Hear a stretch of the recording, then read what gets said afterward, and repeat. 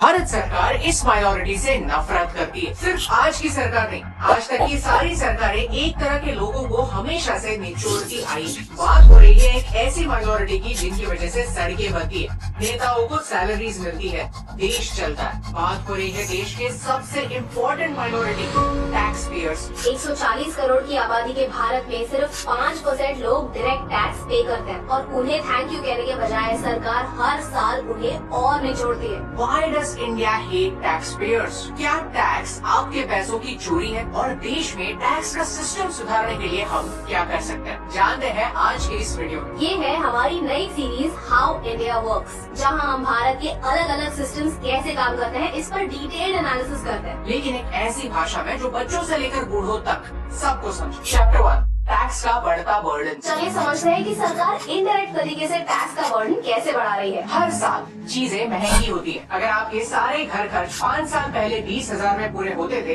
तो आज वही सेम खर्चे पूरे करने के लिए आपको 35,000 रूपए खर्च करने पड़ेंगे। इसे कहते हैं महंगाई। इसका फैंसी टर्म है इन्फ्लेशन, जहाँ सेम खर्चों के लिए आपको ज्यादा पैसे देने पड़ते हैं। ये इन्फ्लेशन एक इनविजिबल चोर होता है और इसे हराने के लिए एक ऑनेस्ट इंसान के पास बस कुछ ही रास्ते होते हैं। उसी में से एक है इन्वेस्टमेंट्स। आज आप पैसे कमा रहे हैं, ऑफिस में 8 घंटों के लिए घिसा रहे हैं, प्रमोशन पा रहे हैं और आपकी सैलरी भी बढ़ रही है, लेकिन जब आप रिटायर होंगे तब ये इन्वेस्टमेंट ही होगी जो आपका सहारा बने। सरकार ने अब एक नया रूल लाया है। डेट म्यूचुअल फंड से इंडेक्सेशन बेनिफिट हटा दिया है। इंडेक्सेशन मतलब इन्फ्लेशन के हिसाब से एडजस्ट करना। अब 1 अप्रैल 2023 से फ्रेश इन्वेस्टमेंट पर ये एडजस्टमेंट नहीं मिलेगा। फिर कुछ दिनों बाद ऐसी न्यूज आई कि फ्यूचर्स एंड ऑप्शंस पर STT यानी सिक्योरिटीज ट्रांजैक्शन टैक्स भी बढ़ाया गया है। इन दोनों स्टेप्स को लोगों ने जमकर क्रिटिसाइज किया। 2017 के पहले long term capital gains tax free हुआ करते थे, यानी अगर आप स्टॉक्स में या इक्विटी म्यूचुअल फंड्स में इन्वेस्ट करता है और मार्केट में पैसा 1 साल से ज्यादा समय के लिए रखता है और बाद में पैसा विड्रॉ करता है, तो आपको प्रॉफिट पे कोई भी टैक्स नहीं लगेगा। लेकिन फिर सरकार ने एक नया रूल लाया कि अगर आपका 1 साल में long term capital gain 1 lakh से ज्यादा है तो आपको टैक्स पे करना होगा। एज अ रिजल्ट होता ये है कि जो हमारे लिए अपने वेल्थ को बढ़ाने के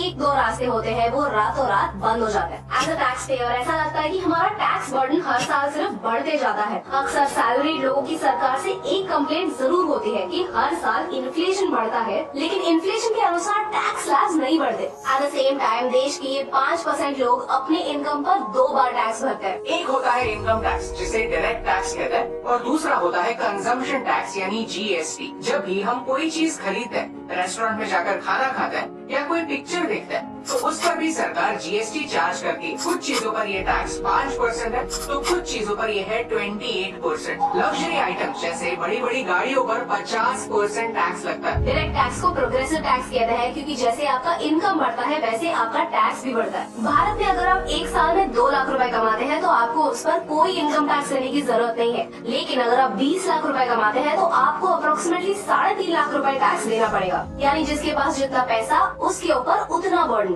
लेकिन GST जैसा इनडायरेक्ट टैक्स एक रिग्रेसिव टैक्स है, क्योंकि आप पैसा कमाते हो या ना हो आप पर उतना ही टैक्स चार्ज होगा। बाइक मैं भी चलाता हूँ और एक जोमेटो डिलीवरी वाला बंदा भी बाइक चलाता है, लेकिन मेरी बाइक पर भी मुझे 28% GST पे करना पड़ा और डिलीवरी वाले को भी उसकी स्प्लेंडर पर 28% GST लगा। मैं तो बाइक शॉप के लिए चलाता हूँ तो मुझ पर GST का प्रेशर नहीं आता, लेकिन डिलीवरी वाले बंदे के लिए GST उसके 1 महीने की सैलरी हो सकती है। GST सिर्फ एक लौता इनडायरेक्ट टैक्स नहीं है। Fuel tax, electricity tax, customs duty, ये सारे रिग्रेसिव टैक्सेस माने जाते हैं क्योंकि ये भेदभाव नहीं करते, सबको इक्वल ट्रीट करते हैं। चैप्टर 2, टैक्स का सीक्रेट। क्या आपको नाइस ब्रदर थ्योरी के बारे में पता? सोचिए, एक फैमिली में 2 भाई हैं। एक भाई है जो डिपेंडेबल भाई है, जो सारे काम कर सकता है, माँ बाप की बात मानता है, रूल्स फॉलो करता है और कभी पलट कर जवाब नहीं देता। दूसरा भाई है बैड ब्रदर, जो कम्प्लीटली नाकारा है, हर दिन घर में पड़ा रहता है, कोई काम नहीं करता, पैसे नहीं कमाता, लेकिन हाँ डिनर के समय सबसे ज्यादा खाना वही खाता। आइडियल सिनारियो में माँ बाप की जिम्मेदारी दोनों भाइयों पर 50-50 आनी चाहिए, राइट? लेकिन एक्चुअल में ऐसा होता नहीं। हर काम का प्रेशर नाइस ब्रदर पर आता है। नाकारा ब्रदर को कुछ सिखाने के बजाय काम का सारा प्रेशर उस इंसान पर पड़ता है जो ऑलरेडी काम कर रहा है। भारत में टैक्स पेयर की सिचुएशन ऐसे ही नाइस ब्रदर की तरह हो चुकी है। एंड व्हाई डू आई से दिस? चलिए भारत के बजट को देखते हैं। सेंटर के टैक्स रेवेन्यू का 27.45% हिस्सा कॉर्पोरेट्स यानी कंपनी से आता है और जो टैक्सेस इंडिविजुअल्स देते हैं वो कुल मिलाकर 26.78% है। कस्टम्स ड्यूटी 6.9% है, एक्साइज ड्यूटी 10.52% है, सर्विस टैक्स 0.03%, जीएसटी 28% और यूनियन टेरिटरीज का टैक्स मिलाकर 0.26% है। ये देखकर पता चलता है कि गवर्नमेंट पैसा कहाँ से कमाती है। अब इसको डायरेक्ट और इनडायरेक्ट में स्प्लिट करते हैं। तो डायरेक्ट टैक्सेस 55% कंट्रीब्यूट करते हैं और इनडायरेक्ट टैक्सेस 45% कंट्रीब्यूट करते हैं। यानी भारत के ऑलमोस्ट आधे टैक्सेस रिग्रेसिव टैक्सेस हैं। भारत आज भी इनडायरेक्ट टैक्सेस पर बहुत ज्यादा निर्भर है और इसी की वजह से महंगाई बढ़ती है। 2018-19 के बजट स्पीच में हमारे फाइनेंस मिनिस्टर अरुण जेटली ने काफी इम्पोर्टेंट स्टेटिस्टिक यूज किया था। सैलरीड एम्प्लॉइज ₹76,306 टैक्स पे करते हैं। एट द सेम टाइम एक बिजनेस ओनर 25,753 रुपीज टैक्स पे करता है। एंड उस टाइम के डेटा के अनुसार सैलरी टैक्स पेयर्स 1.89 करोड़ थे और बिजनेस टैक्स पेयर्स 1.88 करोड़ थे। ये देखकर पता चलता है कि इनकम टैक्स का burden mostly salaried employees bear करते हैं और उसके सामने उन्हें गवर्नमेंट से कुछ नहीं मिलता। एक नाइस ब्रदर होना एक शान की बात कि आप अपने परिवार की जिम्मेदारी उठाते हो और आपका परिवार भी आपको उसके काबिल समझता है। लेकिन अगर इस नाइस ब्रदर को कहा जाता है कि इस रिस्पॉन्सिबिलिटी के बदले आपको टेबल पर बैठने की भी जगह नहीं मिलेगी, घर के बाहर बैठकर खाना खाना पड़ेगा, तो कैसा लगेगा? अगर आपको कहा जाए कि आपको फैमिली कार्ड टच करने की भी परमिशन नहीं है, तो कैसा लगेगा? इलेक्ट्रिसिटी का बिल बहुत ज्यादा आता है, तो आपको ही अगर कहा जाए कि सिर्फ आपके कमरे में पंखा नहीं चलेगा, तो आपको कैसा लगेगा? आज भारत का टैक्स पेयर फ्रस्ट्रेटेड है क्योंकि एक अच्छा नागरिक होने के बावजूद उसे करप्शन का सामना करना पड़ता है। सरकारी ऑफिसर्स उसे भिखारी की तरह ट्रीट करते हैं, ये जानते हुए भी कि उनकी सैलरीज इसके टैक्स से आती है। आज टैक्स पेयर पुलिस से डरता है, कोर्ट कचहरी से दूर भागता है, म्युनिसिपल कॉर्पोरेशन से उम्मीद छोड़ चुका है और ये भारत का एक बड़ा प्रॉब्लम है। इस प्रॉब्लम से दूर भागने के लिए देश का एक बड़ा पॉपुलेशन देश छोड़कर कहीं और सेटल होना चाहता है। चैप्टर 3, भारत और दूसरे देश। अच्छा, तो क्या भारत की टैक्स सिचुएशन दुनिया में सबसे खराब है?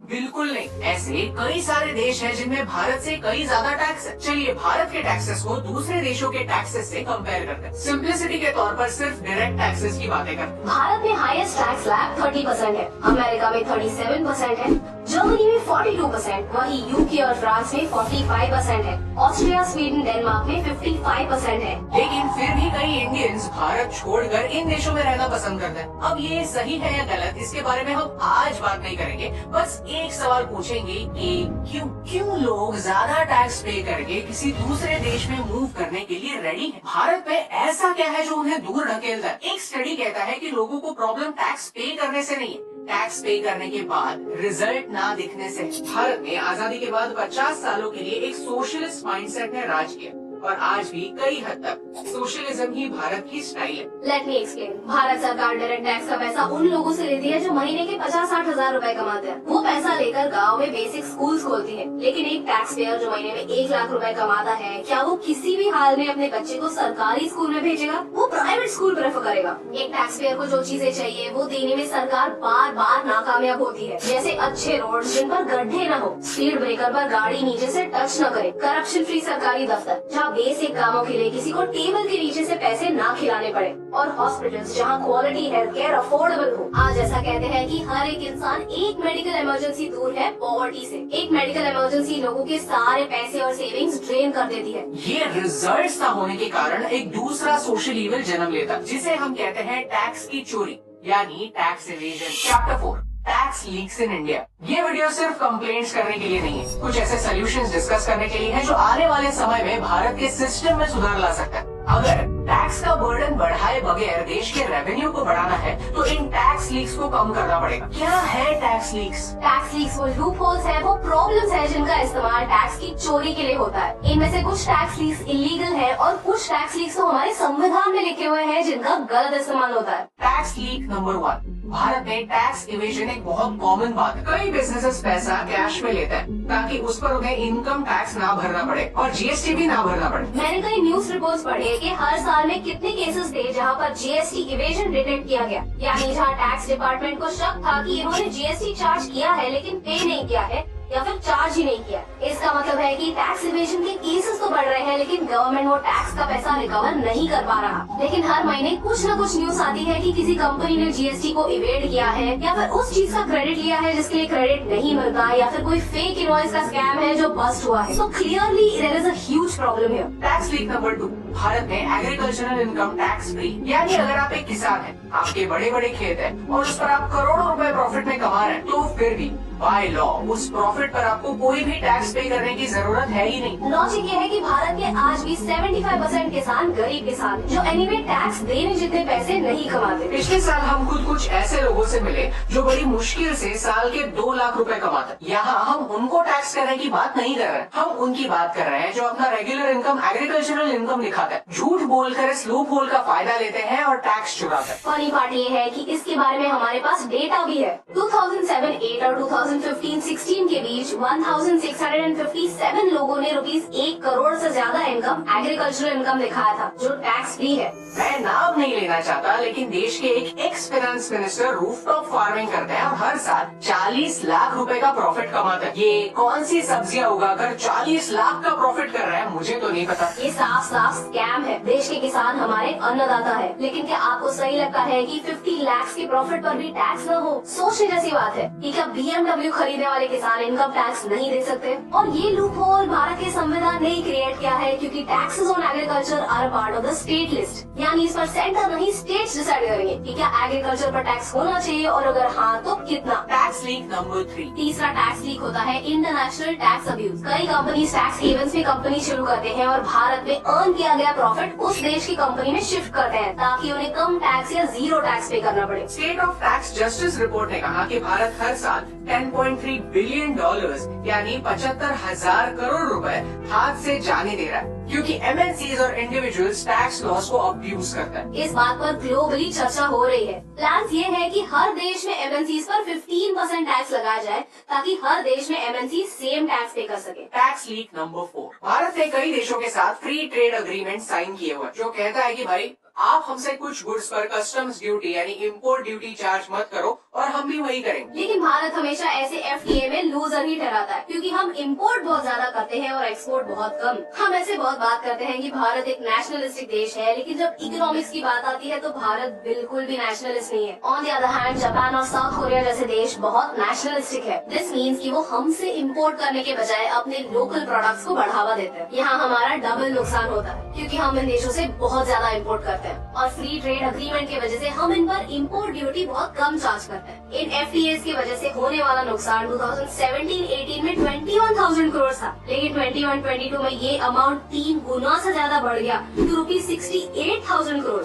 ये खुद एक बहुत कॉम्प्लिकेटेड टॉपिक है और हम इसे एक और वीडियो में कवर करेंगे। चैप्टर 5 कंक्लूजन, कोई भी देश परफेक्ट नहीं होता, उसे परफेक्ट बनाना पड़ता है। ये वीडियो देखने के बाद हम बिल्कुल नहीं चाहते कि आप होपलेस फील करें। इनफैक्ट हमें विश्वास है कि हमारे व्यूअर्स में से आगे जाकर कोई IAS ऑफिसर बनेंगे, कलेक्टर बनेंगे, इनकम टैक्स और फाइनेंस मिनिस्ट्री में बड़े लेवल पर होंगे। तब के फलों के लिए हम आज बीज बो रहे हैं। अगर आपको इस वीडियो से वैल्यू मिली, कुछ नया सीखने मिला, तो हमें सोशल मीडिया पर फॉलो करना ना भूलिए। इकोनॉमिक्स में कॉन्सेप्ट है कॉल्ड लैफर कर्व, जो कहता है कि अगर टैक्स रेट्स बहुत कम हो तो भी देश का रेवेन्यू कम होता है, और अगर टैक्स रेट्स बहुत ज्यादा हो तो भी। भारत में एक जमाना ऐसे था जब हमारा टैक्स रेट 97% था। Imagine 97% tax. वहाँ से अब तक 30% टैक्स तक हमने काफी इम्प्रूवमेंट की है। टैक्सेस से देश में सुधार लाने के लिए भारत को एक गोल्डीलॉक्स जोन ढूंढने की जरूरत, ना बहुत कम ना बहुत ज्यादा, लेकिन प्रोग्रेस का वादा। भारत को अपने ऑनेस्ट टैक्स पेयर्स की कदर करने की जरूरत है, उन्हें रिस्पेक्ट देने की जरूरत है। कई देश टैक्स पेयर्स को रिवॉर्ड करते हैं। कई यूरोपियन कंट्रीज अपने टैक्स स्लैब्स को साल 2 साल में रिवाइज करते हैं, ताकि वो इन्फ्लेशन की सिचुएशन को मिरर कर सके। जापान में ऑनेस्ट टैक्स पेयर्स को उनके एम्परर के साथ फोटो क्लिक करने का मौका मिलता है और टैक्सेस डोनेट करके गिफ्ट्स भी। माल्टा एक छोटा देश है, लेकिन इस देश में टैक्स पेयर्स अपने रिसीट सबमिट करते हैं और वो ऑटोमेटिकली एक लॉटरी में एंटर हो जाते हैं। विनर को अपने टैक्स पेमेंट से 100 गुना ज्यादा पेमेंट मिलता है। श्रीलंका और पाकिस्तान भी अपने टॉप टैक्स पेयर्स को स्पेशल बेनिफिट देते हैं, जैसे एयरपोर्ट लाउंज एक्सेस। श्रीलंका में सिर्फ इतना ही नहीं, ऑनेस्ट टैक्स पेयर्स को पुलिस और कस्टम्स डिपार्टमेंट में स्पेशल सर्विसेज मिलती है और लोन्स में कंसेशन भी मिलता है। ऐसे इंसेंटिव्स भारत में भी लाने की जरूरत, ताकि हम शान से कह सके कि मेरे पैसों से देश चलता है। और यही इम्पोर्टेंट बात आप तक पहुंचाने से मुझे बड़ा